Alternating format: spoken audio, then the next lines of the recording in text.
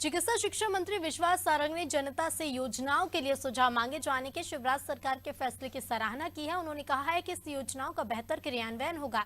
तो वहीं उन्होंने कांग्रेस के लोकतंत्र सम्मान दिवस पर कहा कि एमपी में कांग्रेस की 15 महीने की सरकार राजनीति का काला अध्याय थी। उन्होंने आईएएस नियाज खान के ट्वीट पर भी पलटवार किया। मंत्री सारंग ने कहा कि नियाज खान अपनी सीमाएं लांघ रहे हैं। जिस पद पर वो हैं उसकी अपनी आचार संहिता है। ये उनके सर्विस रूल के खिलाफ है। मैं कार्मिक विभाग को उनके खिलाफ कार्रवाई के लिए पत्र लिखूंगा। क्या कुछ कहा, आपको सुनवाते हैं। शिवराज सिंह चौहान जी की सरकार में जन कल्याणकारी हैं, जिनको लेकर जनता में बहुत संतोष है, परंतु उसके क्रियान्वयन में या उसके और उन्नयन के लिए यदि जनता की तरफ से कोई सुझाव है तो वो आमंत्रित किए गए हैं।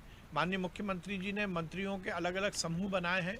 हर योजना और सरकार की हर कार्य पद्धति के सुचारू क्रियान्वयन के लिए 26 और 27 तारीख को हम कैबिनेट की चिंतन बैठक पचमढ़ी में आयोजित कर रहे हैं। माननीय मुख्यमंत्री जी ने निर्देश दिया, माननीय मुख्यमंत्री जी की अध्यक्षता में ये बैठक होगी और 2 दिन तक हम सब मिलकर जहां एक और शासन प्रशासन की विभिन्न योजनाओं पर विचार करेंगे, तो आगे का रोड मैप भी हम तैयार करेंगे और इन सब मंथन में जो भी जनता के सुझाव हैं वो आमंत्रित भी हैं और उन पर पूरी तरह से विचार हम करेंगे। यदि हम मध्य प्रदेश की राजनीति की बात करें तो वो 15 महीने जब कमलनाथ जी मध्य प्रदेश के मुख्यमंत्री थे, वो देश की राजनीति का किसी भी सूबे किसी भी प्रदेश के काले अध्याय का सबसे बड़ा कार्यकाल था।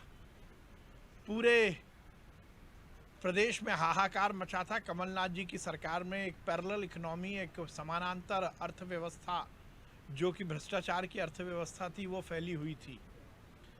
आज कांग्रेस लोकतंत्र बचाओ यात्रा निकाल रही है। सही मायने में लोकतंत्र की हत्या यदि किसी ने इस देश में की है तो वो कांग्रेस ने की है। नियाज खान अपनी सीमाएं लांघ रहे हैं।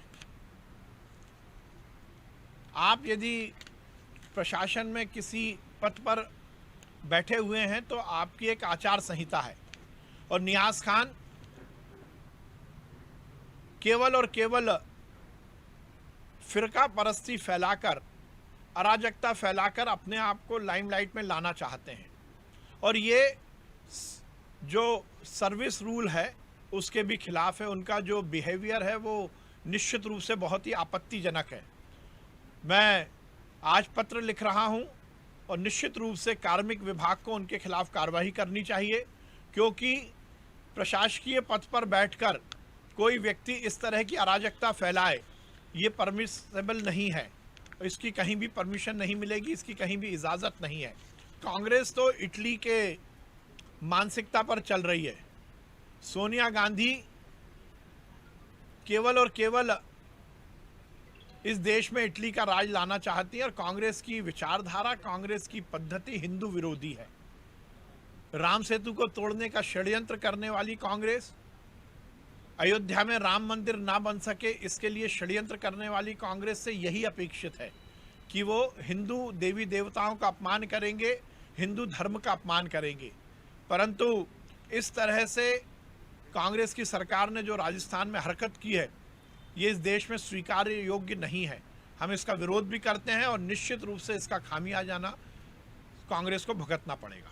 स्वास्थ्य के विषय पर हमारी सरकार बहुत तेज़ी से काम कर रही है और कोविड के समय हमने देखा है कि लोगों में चिकित्सीय व्यवस्था के साथ साथ बाकी जो पैरा मेडिकल से जुड़ी हुई विधाएं हैं उससे संबंधित भी बहुत सारी समस्याएं रहती हैं। हमने 2 स्तर पर काम किया है। एक तो हम ये सुनिश्चित कर रहे हैं कि फिजियोथेरेपिस्ट हमारे नीचे तक के जो हमारा सेटअप है उसमें हम स्थापित कर ही रहे हैं। उसके साथ साथ हम ये भी सुनिश्चित कर रहे हैं कि जो मेंटल इलनेस है उसको लेकर भी हम काम करें और वो व्यवस्था भी हम सभी अस्पतालों